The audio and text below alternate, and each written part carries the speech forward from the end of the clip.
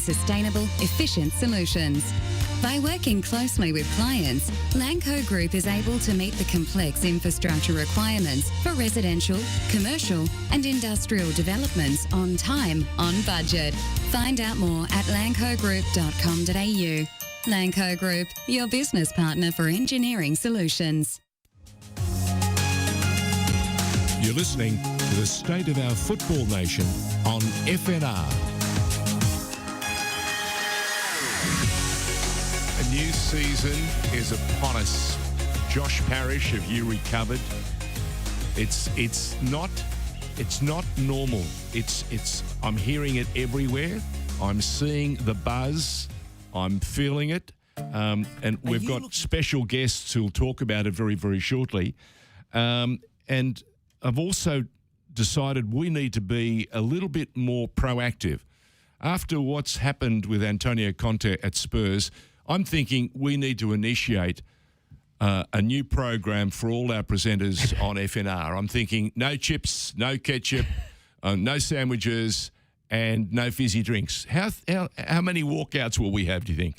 I'm not sure if the staff will stand for it, George. But look, maybe it's a little intimidating, the green room every week, seeing these real trim athletes after the longest pre-season in world football raring to go. And by the way, speaking of the green room, how good was it to have that youngster who's just arrived from Queensland, and he's put the big green on, and he's showcased not only what a smart young footballer he is, but what a canny media operator he is. Well, he had fun. Not surprised, because he's one of the guys on the field who likes to have a bit of a chat. Mr. Wenzel Hall is who we're talking about. Likes to have a bit of a chat to his opposite number, who's marking. We asked him about that. He says it helps take the pressure off him and stop him thinking about his own game. I heard jar and jaw a little bit with his marker. The anxiety leaves him. I heard he's got a nickname now. It's called Have a Chat Wenzel.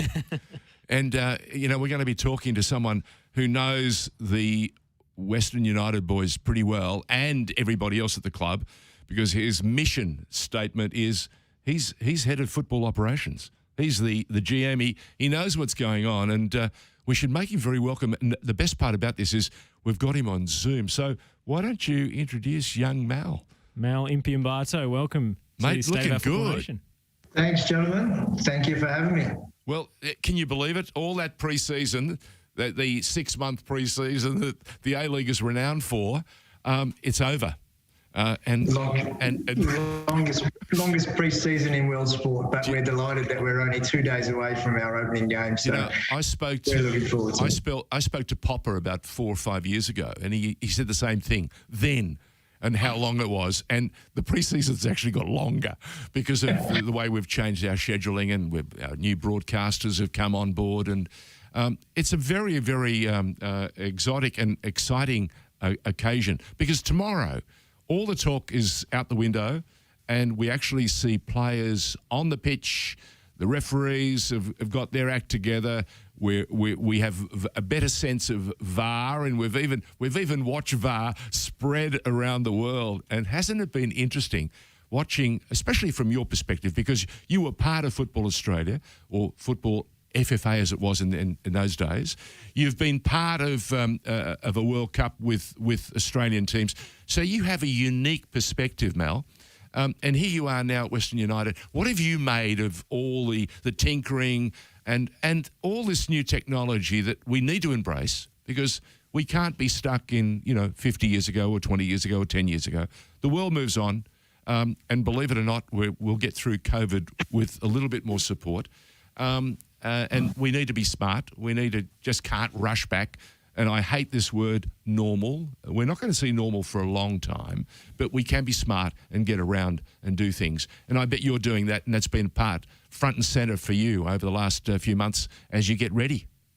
Absolutely. It's been no doubt a unique pre-season, it's fair to say, obviously quite extended because of the break through the end of last season and the extension of a new starting date for the new A-League's men competition. But look, we've played a number of pre-season friendlies now, and we've been hampered by, I guess, the COVID impact here in Victoria, but so has every other club. So we've just had to move on and get on with what we maybe classify as the new normal, George. You had a lot of fun last week. You you played your FFA Cup game, and Absolutely. And what you just keep bringing the action, don't you? I couldn't believe some of those things that happened in that game. So, It does. so what are you doing? You're writing a whole new script. It may look like it because once you go out and play for points, or you put a cup on the line, some funny things happen in football, as you can see. But it was just fantastic to be able to get out there and first and foremost play against a different side than Melbourne City. I think we played Melbourne City 3 times during the pre-season, so it was an opportunity for us to play a competitive match, and we were delighted to be able to get back out to Geelong just before this week's opener against Melbourne Victory. So it was a great opportunity for us to get back playing competitive football. The FFA Cup was the first outing for Western United in that competition. And of course, running that competition formed a big part of your former role over at Football Australia. So, I mean, just how relieved are you to see this competition still alive, still up and running with all the complications we've had? Yeah, it's amazing how they've been able to obviously get it up and running with the pandemic here in Australia. I'm just delighted that this competition goes going from strength to strength. It's a competition that truly unites the game from grassroots through the professional level. So it's fantastic that we're able to see it back in 2021, obviously postponed last year due to the pandemic, but fantastic to see it up and running. And credit to all the NPL clubs and the community clubs who are playing in November and trying to compete against obviously most of the other A-League clubs who are now heading to the start of our season. So it is a bit of a challenge for them, but it's just fantastic to be able to see it going strength for strength. And your new media partner has added another layer of lustre to the FFA Cup. You can now see it getting the sort of support and encouragement, and indeed platform-wise, it's there for all to see. We're not hiding it. We're not playing it midweek. We're running it out there, and they're going to be standalone games. And when the winner is announced, there's something else of quite remarkable value there to be won. Absolutely. You're talking about 5 games away from being involved in Asia, which is fantastic. And the opportunity for a grassroots club or an NPL club to have that ability to play on the biggest stage in Asia is just a fantastic carrot for anyone. So as an A-League club, absolutely. Do we value the FFA Cup here at Western United? Absolutely. An opportunity to win trophies. There's only 3 that you can win in Australia: the A-League, the Championship, the Premiership, and the FFA Cup. So from our sense, we're just delighted as a club that we're actually be able to. It was our first actual game in the FFA Cup, so another milestone for our club and an opportunity for us to win trophies, which is fantastic. Tell us about your role at Western United. What does it actually involve for the layperson who doesn't really understand what a GM does? You're not too wrong, George. It's basically overlooking the whole football department, everything from our boys' youth to our women's program to also our A-League competition and men's competition as well. So just got to get used to the new naming rights competition, A-League men's and A-League women's. So just got to roll that off a little bit easier over the course of the next few months. But in essence, it's just overseeing the football department, overseeing the strategic direction of all of our components, both women's, boys, and senior men's. Yeah, and the A-League youth is another component to the programming that we're going to have to look at, and it's encouraging that they're all going to get their piece of the pie, their opportunity to shine. And speaking of shining, Johnny A started with a win. Yeah, Johnny A is fantastic. He's come on board and he's been a fantastic acquisition for our football club. When we went through the process of trying to find a replacement last season, we had to look at a few things that were important to our club, and that was obviously someone that would live and die by our values and beliefs of what we wanted to be as Western United Football Club. And John ticks all the boxes in that sense. He's come on board and the environment's been fantastic. And most importantly, we want to make sure that we get the right people in here first as well. First and foremost, because if you've got an environment where you can allow people to excel, we're no doubt going to get the best out of our players and our people. So John's really done that. He's well respected by the playing group and vice versa. There's a real mutual respect, and we're delighted with obviously the way he started and the foundations that we've put forward this season. We feel we've given ourselves every opportunity to at least be competitive and successful moving forward. So we're really looking forward to this year. There's been a number of changes. We've made a number of changes in our football roster as well as our staff, but they were necessary changes for us to continue to evolve and improve our practices and our structure. And we feel we've given ourselves every chance to be competitive this season. Really impressed with your foreign signings, I have to say, in particular. For the club, where does that process start? Is it looking at, sort of stats providers, or are you going through agents for recommendations, or players, or is it the coaching staff who, cast their eye far and wide? How do you scout for foreign signings when just the pool of players is so huge? Yeah, it's a combination of all of that, Josh, to be fair. In essence, what we'll do initially is we'll look at our existing player roster and see where the deficiencies lie. And then there's obviously an opportunity to go, okay, we're going to go with the foreign signing in a number of these positions if we can't find an opportunity to find an Australian that can do that role. And then when it does that, we then specifically look at the attributes that we're looking for in each of the positions that we are obviously looking to fill. And then we'll utilise our contacts, whether they be player agents, they'll be obviously our software and our Y-Scout, our Instat, all of the relevant information that we'll do to obviously keep track of our players and the individuals. And then most importantly, it's about speaking to the individuals and themselves and making sure that we're bringing the right person in as well. I think you've seen probably many times before in the A-League competition that you can bring someone here with great pedigree, but they might not fit into the way of life or the conditions in Australia here, and also the cultural fit and the cultural shift. We're delighted to say that the ones that we do have here at the moment have been fantastic for our club, and we're hoping that they'll have an impact for us this year. Yeah, you've had a diamond, come to the club, and Diamante has been a revelation. It's a great pity.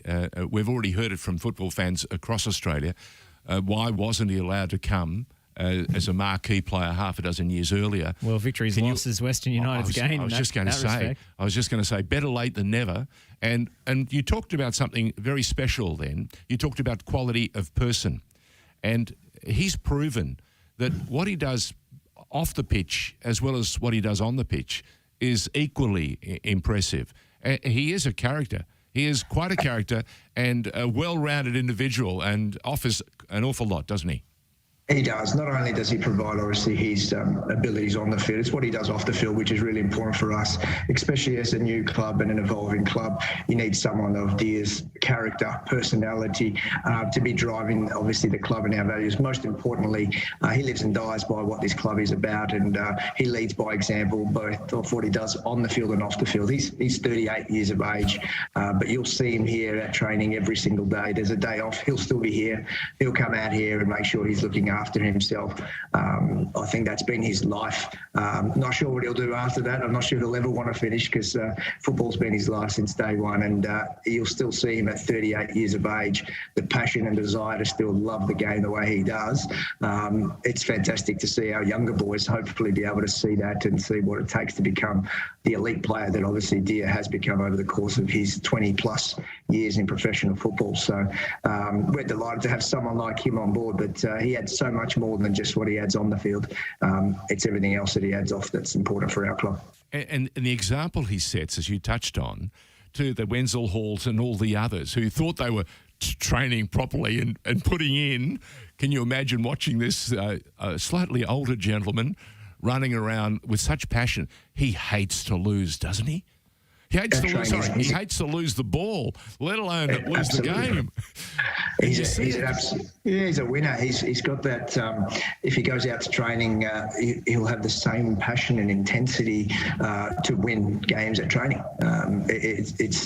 He's infatuated with the game. It's what he loves, and that's what he knows, and it's infectious. The other guys around him obviously just have to be a part of it, or else they just don't fit in. So it's a fantastic little cultural, possession to have, because it allows us to obviously just then filter through the rest of the group, and then our younger players come in and see this from one of your leaders at 38 years of age. That's fantastic for us. Have you been still running a bit of a bubble, or can you run it a little bit more open than where we were at the end of last season, where you had to keep everybody pretty close? Yeah, we're still going to be cautious and conscious of, obviously, there is obviously a fair amount of COVID that still is in around Victoria at the moment. we're obviously sharing a facility with another professional sporting team in Essendon Football Club here at the hangar. So we've got to be conscious as well, obviously, our practices and our processes that are in play. We certainly aren't in a bubble as such. However, we are very cautious of individuals that are in and around our training facility. And likewise on match day, we've just got to take every precaution we can. So it is a bit of a challenge. Like I said, I think we spoke, I don't know what the new normal is, but I don't think anything that we're doing right now is normal. But we have to be flexible and agile. And I think everyone's now got used to that, right? I think we've been doing this for the last 2 seasons. So one thing that we probably didn't do well last year was adapt when things changed. We need to obviously make sure that this year we're agile, we are flexible, and we know that at some point we may need to shift quickly. We may need to change our schedule. We may need to have a short turnaround, but we need to be able to be mentally resilient enough to obviously deal with those kind of things this year. You mentioned the hangar. What are the facilities like at the new digs? Because I heard Alexander Prijovic, even someone of his pedigree coming over here was quite impressed. They are fantastic, Josh. We're quite lucky to be able to share a facility of this nature. The fact that we've got everything from a rehab and recovery and a medical perspective that you could ever ask for as a professional athlete is fantastic. So access to pools on site, drop pools, recovery baths, a gym that is extraordinary, an indoor area that allows us to do our prehab and our rehab as well. And we've got some real fantastic facilities. Even the pitch itself is in fantastic condition. So we're quite lucky, but it's an opportunity for us as a club to bring the club together as a collective. Previously, we were split football and administration, and now as of January and February next year, I believe it is, we're all going to be here in the one area, which is fantastic. That's an ability for us to obviously bring our administration and our football together, which will no doubt help us.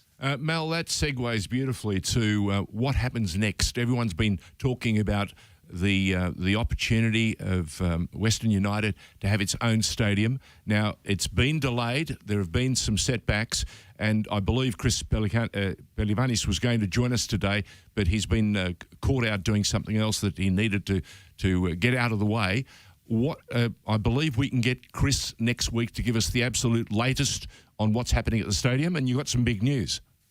Absolutely. I think Chris will come on next week and absolutely be able to obviously discuss all things stadium. Certainly an exciting part of obviously our journey in our club as to our evolution is the stadium build, no doubt.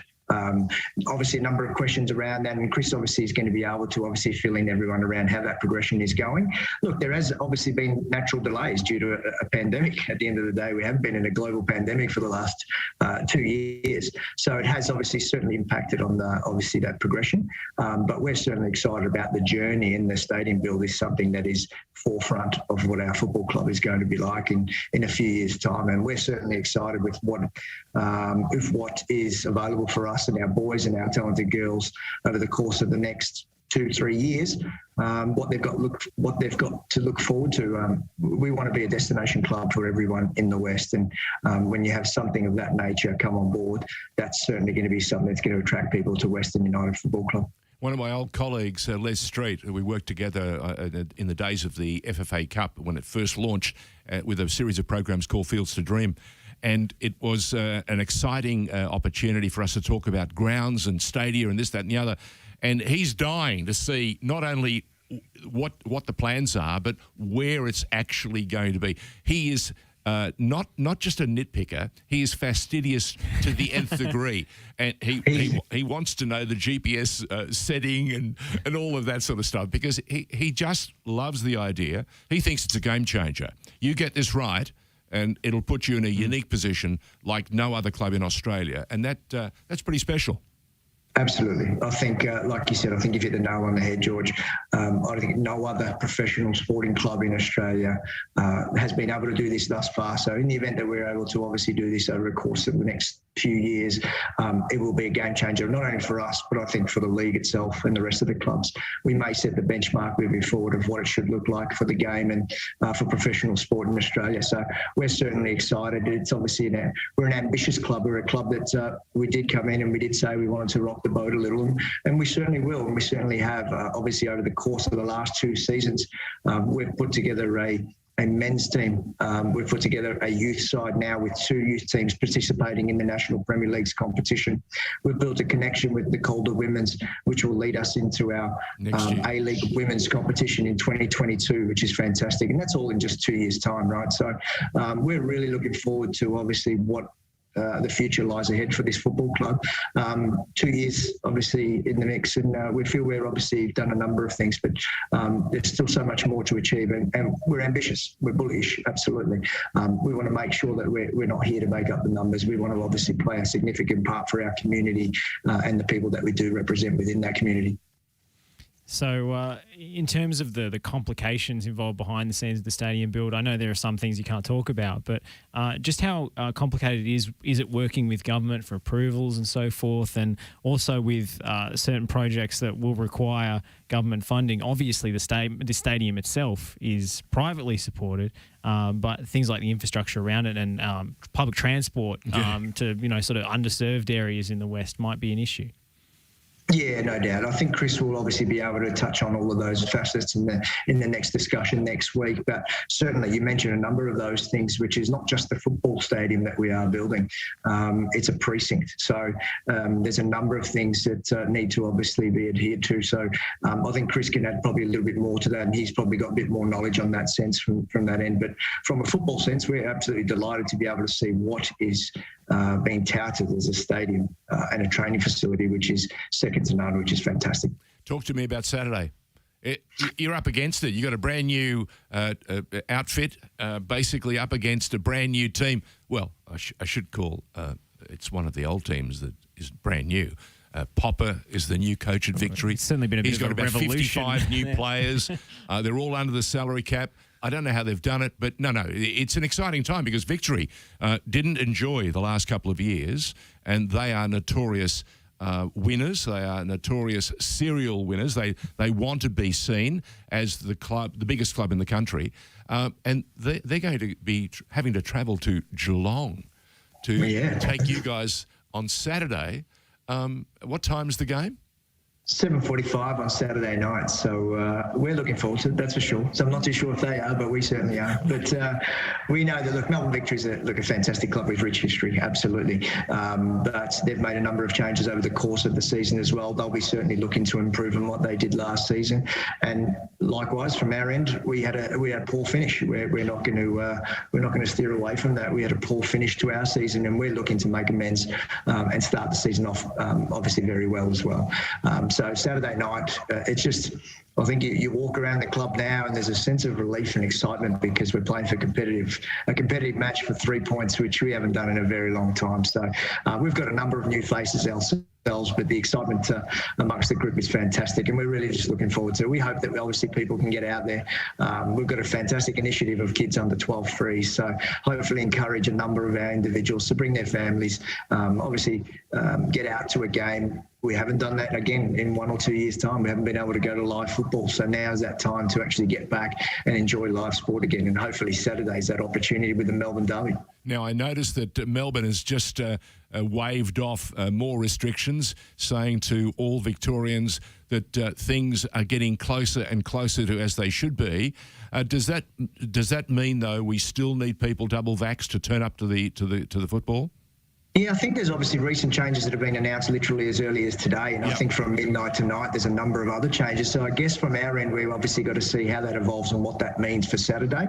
I think at this stage the capacity from what we had previously was 12,500, so I'm not too sure if that will be lifted. But I understand that the ticket sales have been great to date. I would encourage people to obviously still get their tickets as early as possible, understanding there obviously are restrictions. But I guess the opportunity to play in front of a fantastic crowd on a Saturday night for competitive for 3 points is something that we're certainly looking forward to, and we'd encourage everyone to join. And it's a season that I think most people are very, very excited about. I've seen a little bit of a change in Harden. I've seen obviously it looks a little bit different this year, and people are obviously excited, and you can certainly feel it around our football club, and we're delighted to be able to obviously go out and open the season Saturday night against a rival in Melbourne Victory. So I would encourage those to get to the stadium, but if you can't attend, there's obviously an opportunity for you to watch on Paramount Plus as well, which is fantastic. I was just going to ask you one question. What stage of the week does John Aloisi pick the team? Do the boys know who's turning out on Saturday, or is there still another session? And then he pins up the sheet, the team sheet, and says, "There you are." Yeah, so we've got another session tomorrow morning. We'll train here at the hangar again, and we'll have one session before Saturday. So at the conclusion of that session, the team will be erected in the change rooms, and the players will know if they're in that squad. You won't really know if you're in that starting 11. John will advise, obviously, on the day as to what that 11 will look like. And obviously, most of the players will probably chop and change throughout the week, and they'll see themselves in, and there'll be a few bib changes, and the bibs will shift across from one person to another. So John will certainly keep everyone eager and on their toes, no doubt. But the good thing is from our end that we've got, obviously, most of our players up and ready to go for this week, which is fantastic. Cannot wait, Mal. Thank you so much for joining us here on FNR, and best of luck for the season. Thanks, gentlemen. Appreciate it. Short notice, we thank you very much for jumping in, and we look forward to catching up with Chris Pelivanis next week to talk about the nitty-gritty and answer some of those questions that have been just absolutely needing to be answered regarding the new stadium and just some big news that's coming out of Western United. Thank you very much for joining us, Mal. Thanks, gentlemen. Thanks for your support. All the very best. Bye-bye. What a terrific time for the game, huh? Let's take a break. We have another special guest coming up very, very shortly. Someone I've known for an awful long time. We didn't work together at SBS, but Just you know missed what? each other? We just missed him, yeah, like ships in the night.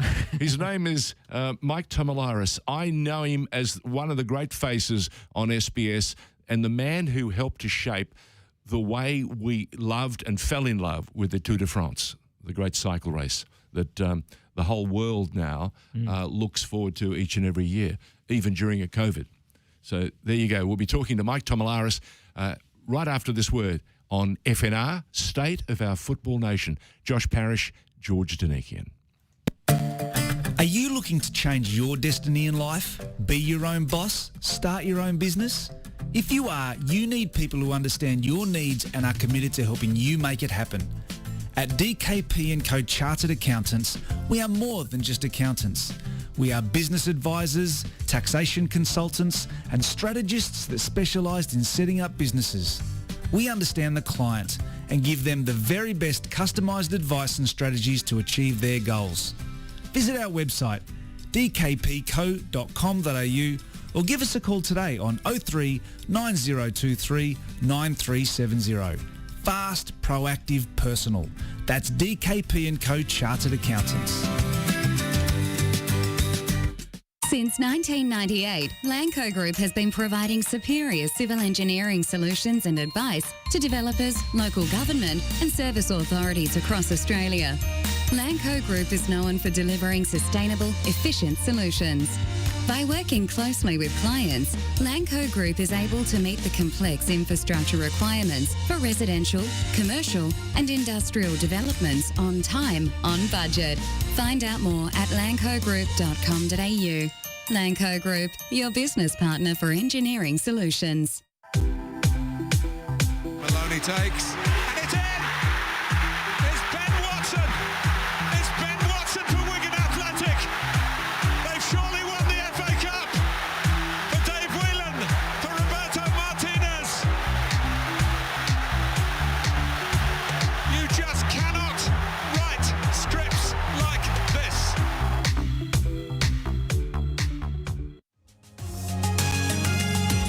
You're listening to the State of Our Football Nation on FNR. Mike Tomalaris not very far away. We're almost ready to admit him into the Zoom room. Not the green room, but the Zoom room. He's very comfortable in those areas. And I don't recognise him with glasses, but I'm sure he'll take them off very shortly so the rest of the world can recognise him.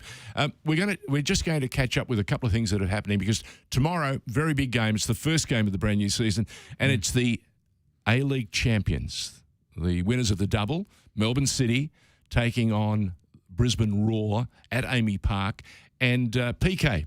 Patrick Kesnorbo had some things to say when he fronted up first at the wrong venue and then ended up at the right venue. So before we catch up with Mike Tomalaris, here's PK Patrick Yeah, Cazorla. everyone's available. That's obviously been away with the international. So look, he flies in today. We'll have a training session and we'll see how they all pull up. I know Andy is because he left early to the camp. Macca and Lex, we won't know until they get in today. So we'll see how they pull up, obviously before training and after training, and we'll make a decision, sort of tomorrow. Socceroos in contention for selection. Wow. Friday night. But if he decides on resting those guys... Do you play them? I think you play Naboo because he didn't make the trip to UAE to play against China. Yeah. Yep. Lecky, I think it's a tough turnaround for him from Wednesday morning, 2 a.m. Our time, to Friday night. I can't imagine him starting. And remember what Johnny Aloisi said when we saw Harry go down injured. Yeah. Long flights, it takes a lot out of players. Muscles don't necessarily respond as they should in long flights. Someone who knows all about that stuff is Mike Tomalaris. He's accustomed to flying around the world. It's always been a ritual, not like a spirit. Well, I suppose it could have been a spiritual ritual for you, Mike Tomalaris. Welcome to FNR. How are you? George and Joshua, it's wonderful to be with you. George, I haven't seen you for a long time, but I know you live at Port Melbourne. The spirit of Tasmania goes past your place every morning and every evening. I'm fine. I'm really good. I'm looking at the next chapter of my career, of my life, having moved on from SBS after 34 years, and I couldn't be fitter and healthier and well, life's just beautiful right now, George. Mate, that's tremendous to hear. The last time you and I caught up, it was the Tour Down Under. It was Semaphore Park, and I was hosting, I think, a New Year function there with thousands of people. And the minute he's rocked up on the stage, guess what? They've gone wild. They've gone nuts. I'm sitting there thinking, hang on, I'm the feature act, when Tomalaris is getting all the kudos. So he then proceeded to then spend the next half hour, it was a 5-minute interview, next half an hour doing thank you very much, I'm delighted to be here on behalf of SBS, look forward to the next adventure. Mate, George, 34 years. 34 years. 34 years. Now, when did you join? Because I left in 88, didn't I? That's right. You left shortly after I arrived, more or less.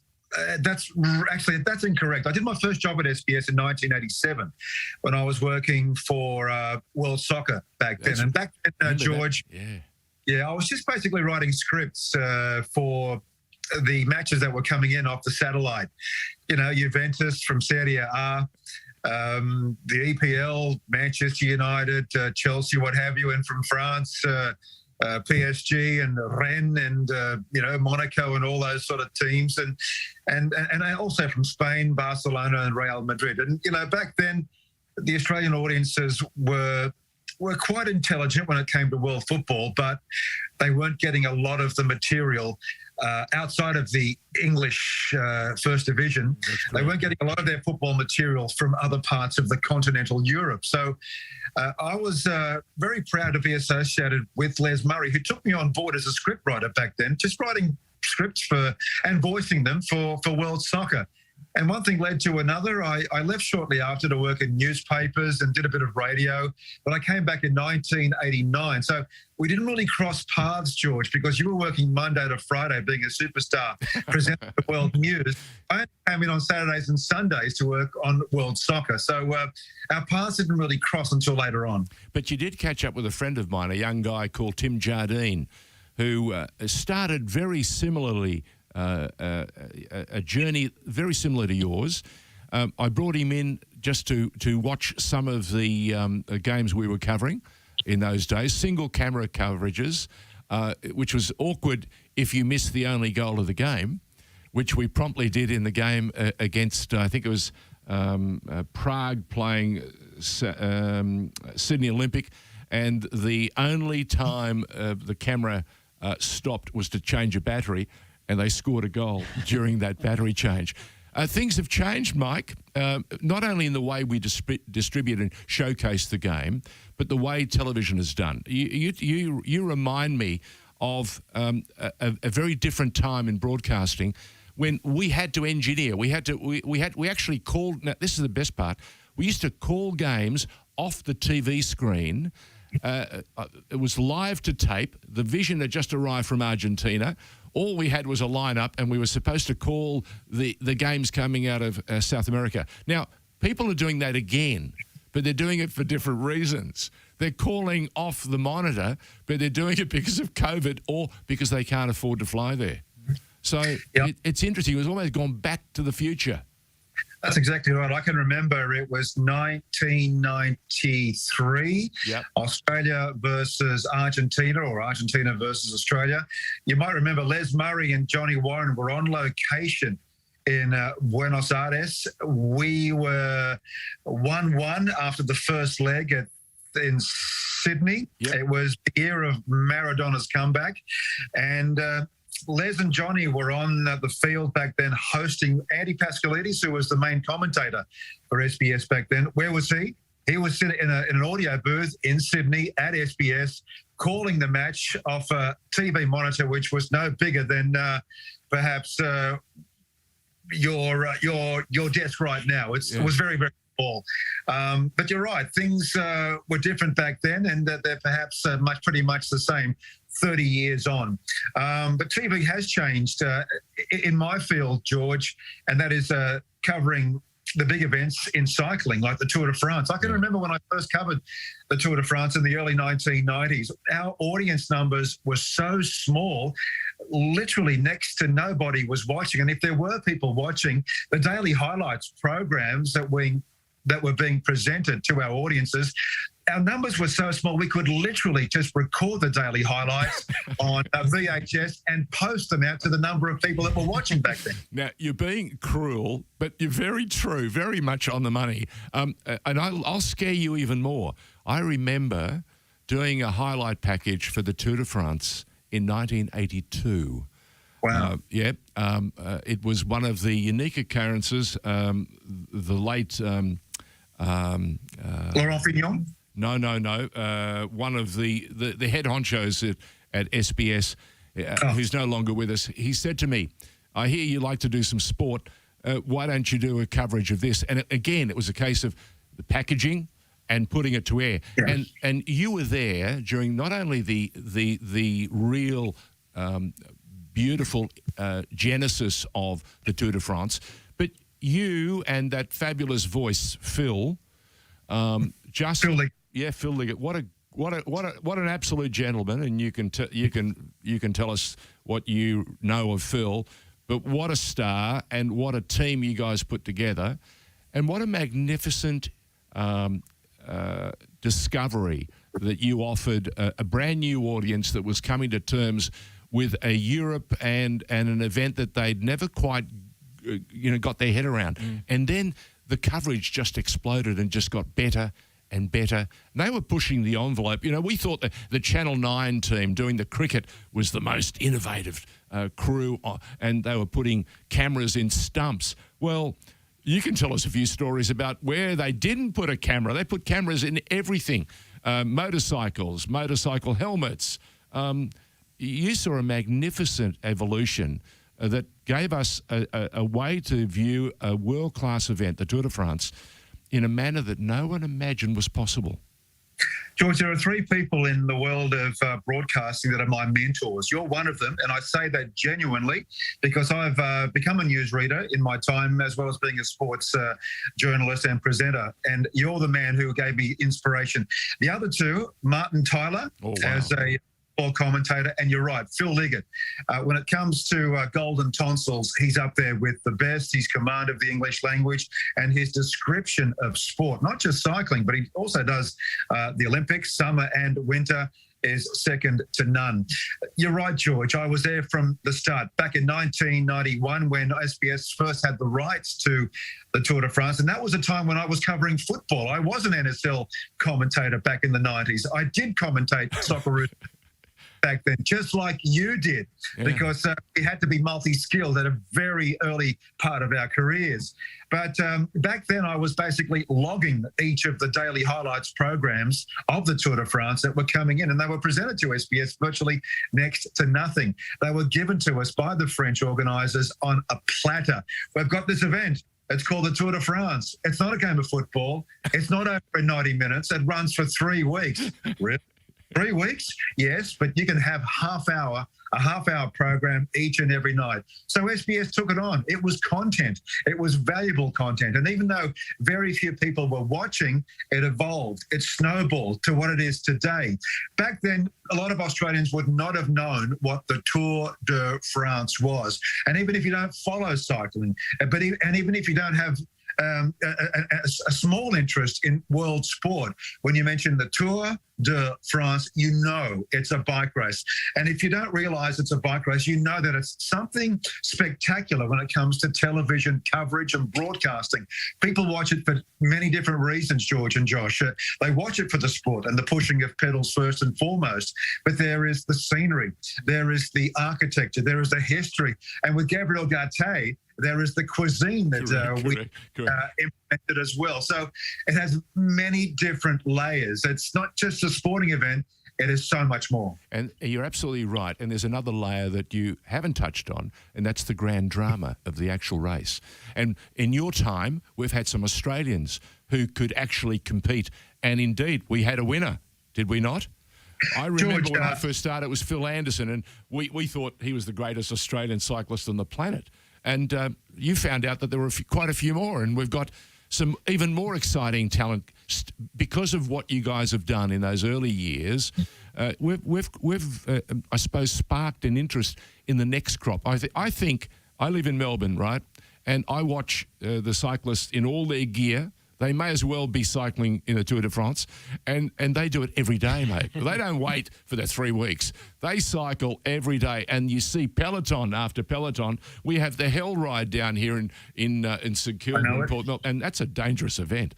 Do not get in the way of that peloton, especially if there's a red light. Oh, dear. But tell me, what indeed got into your mind when you were told, listen, we're going to want you to go overseas and do a bit more than you're doing it from Sydney.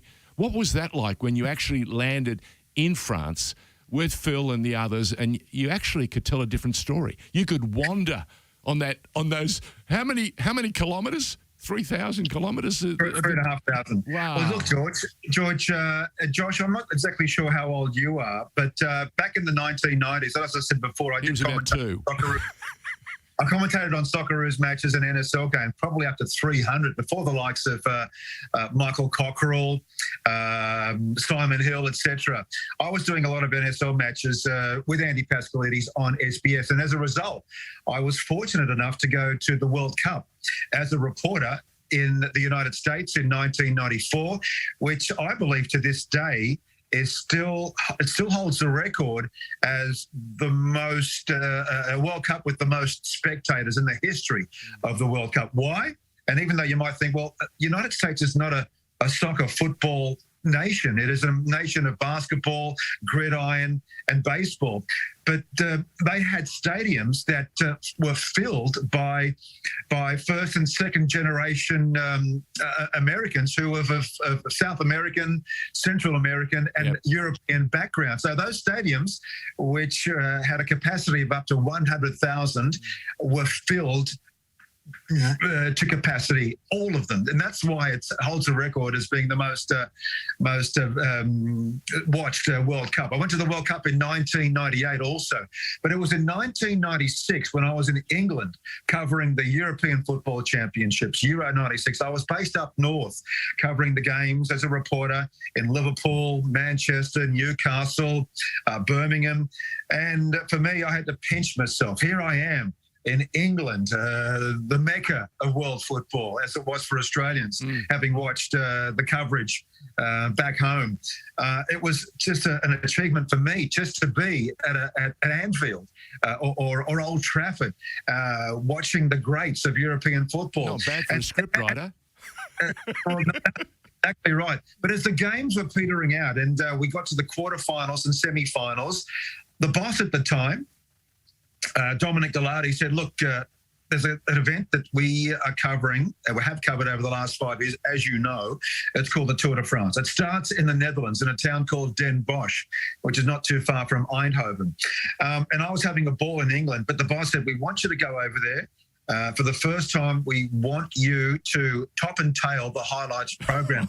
And I thought, I'm having a ball here. Football is in my blood. I'm in England covering the Euros. Do you really want me to do that? And he said, yes, I do. We've got 3 Australians starting. We want to move away from the British coverage that we've taken over the last 5 years. We want you to Australianise it. I was reluctant, but having crossed the English Channel to the Netherlands, where the tour started that year in the Grand Depart, it was a career-changing moment. And it was the first of 26 tours that I had covered. And I've got to say, not only did it change my career as a journalist, as a broadcaster, but it also changed my career as somebody who changed sports. I played soccer up until the age of 42. I've been riding a bike for the last 18 to 19 years as a result of covering the world's biggest annual sporting event, the Tour de France. Well, it probably explains why you're so fit, you bugger. It's been some journey. It really has. And I just wonder, what's next, Mike Tomalaris?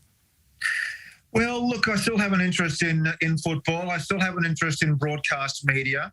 I'm away from SBS these days. But, it's funny, George. I didn't realise how much of a difference SBS had made, not only to football, through the likes of Les Murray, Johnny Warren, Andy Pascalidis, yourself, Craig Foster, of course, Lucy Zelli. We really have made an impact. But I guess through the network and myself, I've persisted in building the portfolio of cycling. What's next? I didn't realise there was so much love for SBS. We've been doing something right. There are so many people, as you say, playing football and riding bicycles. And you might think, well, they're two different recreations. They're two different sports. They are. But they do hold parallels because they have been developed in terms of broadcasting from the one network, SBS. That's true.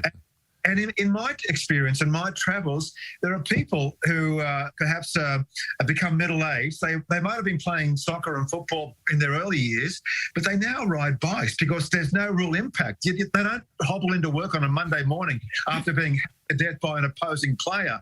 They ride their bicycles, and unless they crash, there's no impact on the body. And they feel like supermen. They feel like superwomen when they turn up at work on a Monday morning. So what's next for me? Well, I can tell you that I've been inundated by invitations to go to France, Italy and Spain as a host of tour operators for cycling tours. And I couldn't think of anything better. I mean, I eat the best foods, drink the best wines, climb the highest hills, and host the most beautiful people of my age who have got the same interests. We love our football, we love our cycling, we love our food, we love our wine. Hey, life couldn't be much better. So that's what I hope to do over the next couple of years. If you're going to be a tour host, then I couldn't think of a better person. You've made all the mistakes over the years. You know where all the hot spots are. You also know where the trouble spots are. So you should be able to cruise it, my friend. 3,500 kilometres, no problem. Are we going to see you down under, though, with the down under racing, the cycling that goes on in this country?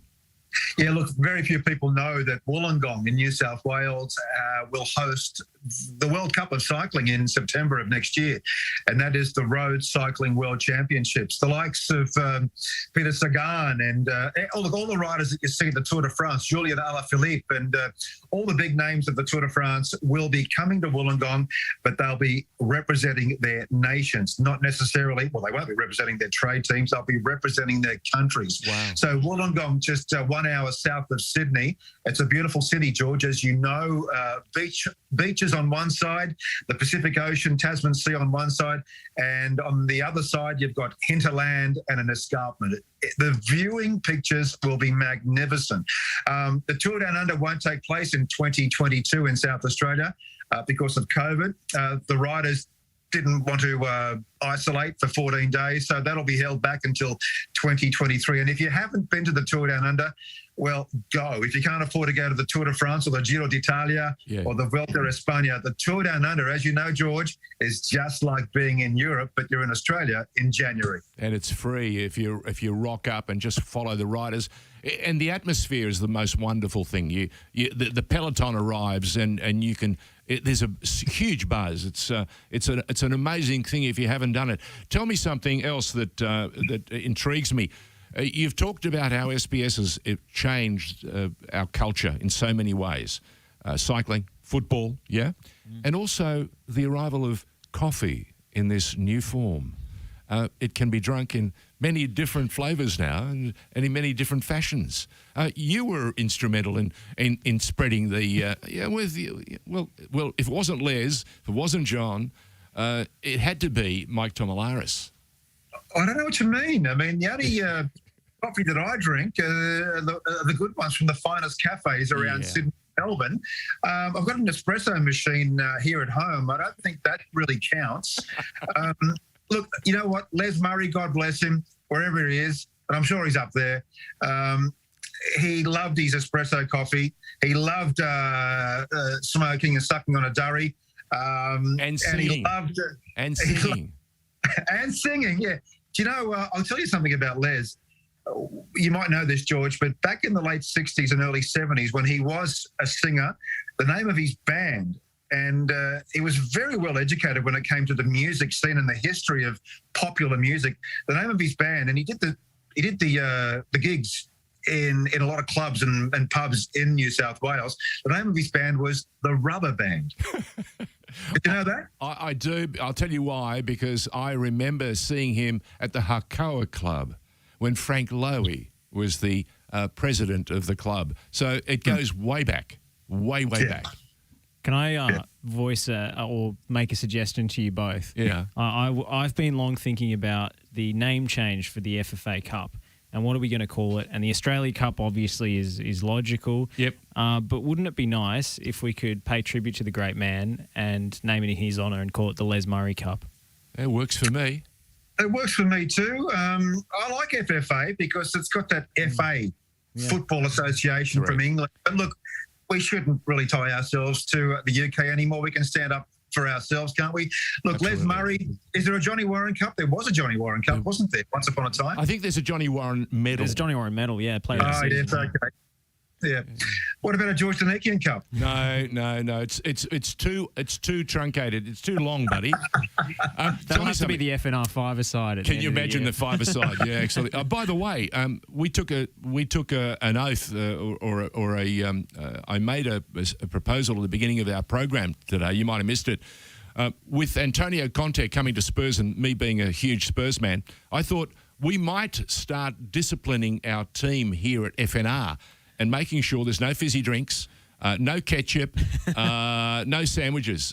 And somehow the boys look like they don't like that proposal, and they're happy to remain as unfit as possible. Do you think Mike will be a more receptive audience to this kind of thing, the paragon of physical fitness? Well, I can see that. There's no way he's doing fizzy drinks. I'm sure you don't do ketchup. No, I don't. I drink kombucha and the finest rosés from the Loire Valley as a result of my 26 tours. And can I just tell you something? Go. When I was a kid, I grew up admiring, watching the match of the day on the ABC television before SBS started. And we used to get the 1 hour programs from the UK a week later. That's how primitive television was back then. Back then, I used to support Manchester United because I wanted to be like George Best. And honestly, I was a striker, and I played up until the age of 42. But back when I was a toddler and a teenager, I had a lethal left foot, George. You might find that hard to believe.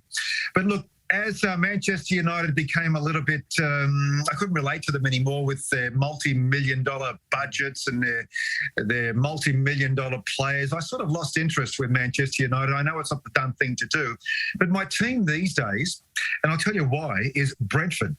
Oh, yeah. Brentford FC. And I'll tell you why. When I started travelling to France covering a bike race, en route, we used to stop at Heathrow Airport before we changed planes and made our way to France. But you might know that Brentford is very close to Heathrow Airport. And as the plane, if you had a window seat, which I did regularly, as the plane would make its way onto the runway, if you had a window seat and looked out, you would see Brentford's home ground. It's that close to Heathrow Airport. And it's so close, you could literally just reach out. It felt like you were reaching out and almost touching the top of the grandstand. And on top of that grandstand were the words Brentford FC. So I didn't become a fan, but I had a mild interest on how they were progressing. Now, for this club to be in the third or fourth tier of competition only a handful of years ago, and to make it to the EPL, and they started on fire, didn't they? They beat Arsenal, they drew with Liverpool, and I think they also drew with Chelsea, correct me if I'm wrong. They've had a bad run in the last 4 weeks, but I'm sure they will come good as a result of their Dutch coach. But that's my team now, Brentford FC. I've been in love with them for the last 10 years, had a mild interest, but since they were promoted to the EPL at the beginning of this season, well, my passion for this team has grown an arm and a leg. There you go, the Bees. The Bees. They've been around for a long, long time too, since the late 1890s. But who would have thought the Bees would make it to the EPL? They've got a new home ground now, and I'm hoping they stay up next season at least. Norwich will probably go down. Don't say who that. else? Who else? Well, don't say that. Why not? Well, because we want to give Dean Smith a chance to win a couple of games. He's left Aston Villa in a hurry, and it's amazing though. He's been out of work for a week, and he's got a new job. Still in the EPL. Well, they wear green and gold, don't they? That's right. Yeah, Dean Smith coming through with almost as many job offers as you after you left SBS, Mike. But, on the subject of Brentford, interesting fact about them, owned by a professional gambler from Denmark, and he also owns FC Midtjylland, whereas where A1 Mobile plays. So he's building that sort of Pozzo or Citigroup style network of teams. So maybe one day we'll see an Australian playing for Brentford if Mobile keeps progressing the way he has. Okay, well that makes sense. And there's a lot of Danish players in Brentford, but let's hope an Aussie plays very soon. Or at least an ambassador. Mike Tomalaris, it's been a joy to catch up with you, my friend. I was absolutely shocked when you finished at SBS, but I believe, and I have great faith, that this world is full of opportunity, especially for good people and people who have served a tremendous apprenticeship and also helped to deliver some of the grand sports in a fashion that no one thought was possible 20, 30 years ago. Watching the Tour de France now is a global event, and it's watched by millions, if not more. Thank you, George. Thank you. I'm humbled by those words. And again, I genuinely speak with my heart when I say you are one of my mentors. And look, you've been through the hard times as well. You left SBS to go to another network. You've been to a variety of networks. Things happen. You move on. And you have to reinvent yourself. And and it's great to know that there's a lot of love out there from people. I mean, I was in a dark place immediately after I left. I've come through that. I'm in a good place now. And I think I've been buoyed by the love that's been out there. And I think we've made a difference, both of us. And hopefully you too will do one day, Josh. We changed lives. People have told me, George, if I can just be quick, people have told me I used to play soccer. I don't anymore. I started smoking. I started eating bad food. My wife didn't love me. But since I watched you and watched your coverage of the cycling on SBS, I jumped on a bike. I started to wear Lycra. I started to shave my legs. I started to eat good food. And guess what? My wife loves me again. And it's all because of what you've done. Mate, that is a fantastic way to finish this. And I can give you one last word. My wife will not let me wear Lycra in a million years. She goes, no way, Jose. Look after yourself. Catch up soon. Once again, Mike Tomalaris joining us on FNR to reminisce and talk about just how much that not only the game, but how television has changed in the last 30, 40 years. Thank you, Mike. All the very best. Thanks, boys. There you go. One of the very best young guys who I remember at SBS, and we had a crop of them, and they stayed. They worked hard. And they developed their opportunity. Sure. And as he mentioned, when you travel the world doing one thing, you could end up doing something else as well because the opportunities are endless. And that's the thing about sport. It takes you anywhere and everywhere. I think there's a really nice common thread that links cycling football beyond SBS, and that's how they both span the globe in terms of interest. Correct. And following football for me has given me a wider perspective on things, and not being so insular, because we can be very insular in this country. Absolutely. And I think cycling and the way the Tour de France has changed in terms of its coverage over the years, and now it's basically a tourism program. Is really expands people's point of view, and there's life outside of this little island we're on. People, rush to France, especially pre-COVID times, rush to France so they can walk the track, ride the hills, and that course is seriously tough. And yet there are patches where the average rider can have a wow of a time and pretend with their lycra on that they're almost part of the the French team, the Italian team, the Australian team, or whatever. And it's also the tactics, and there is great drama.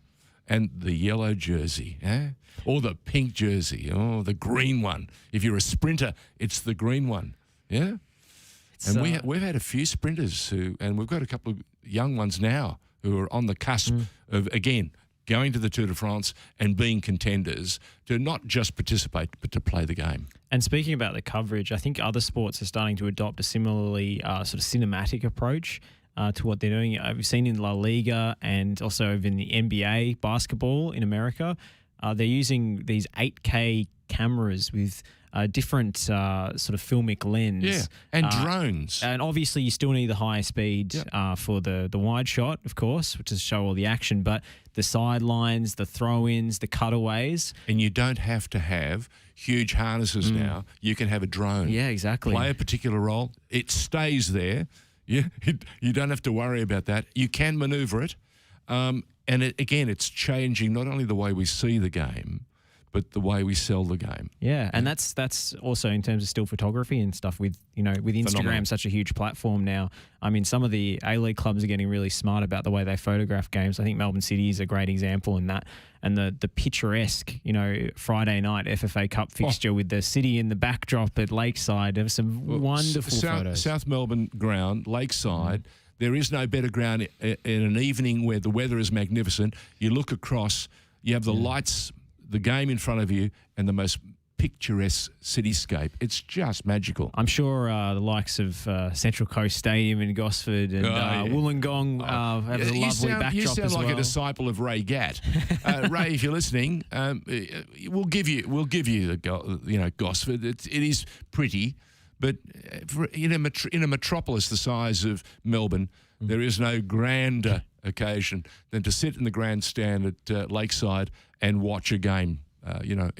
Turn out in front of you. I actually heard recently of someone getting married on Central Coast Stadium. Get out. And it poured rain. There you go. Time for us to go. You've got a very important history lesson coming up shortly with John Didalitza. We've had to pull a pin on that for this week. Right? Paul Mavroudis wasn't able to make himself available, but hopefully down the line we'll get Paul Mavroudis and John Didalitza in the studio for an hour-long sit-down talking about 10 games that changed Australia. I reckon you should use a scorecard too to see how they end up. Thanks very much, mate. All the best. You're listening to the State of Our Football Nation on FNR.